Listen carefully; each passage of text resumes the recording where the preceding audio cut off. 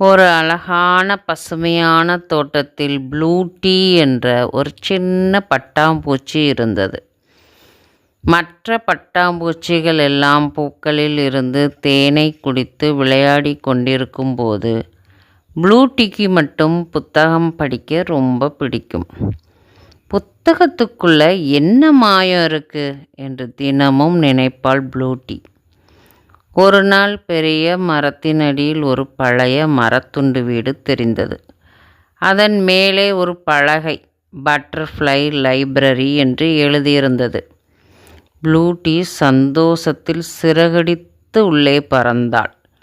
உள்ளே என்ன இருந்தது தெரியுமா? பூ இதழ்களால் செய்யப்பட்ட புத்தகங்கள், இலைகளால் ஆன கதைகள், மின்னும் எழுத்துக்களுடன் குட்டி கதைகள்.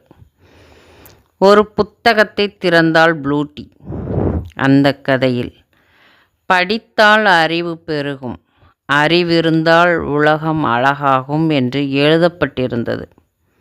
அந்த நாளிலிருந்து ப்ளூ டீ தினமும் நூலகத்திற்கு வந்து கதைகள் படித்து மற்ற பட்டாம்பூச்சிகளுக்கும் படித்த கதைகளை சொல்ல ஆரம்பித்தாள்.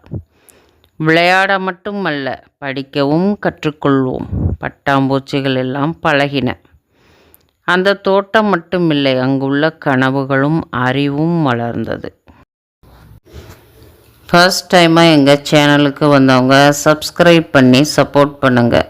நிறைய பேர் சப்ஸ்கிரைப் பண்ணாமலே பார்க்குறீங்க. சப்ஸ்கிரைப் பண்ணுங்கள், லைக் பண்ணுங்கள், உங்கள் ஃப்ரெண்ட்ஸோட ஷேர் பண்ணுங்கள். Keep supporting friends.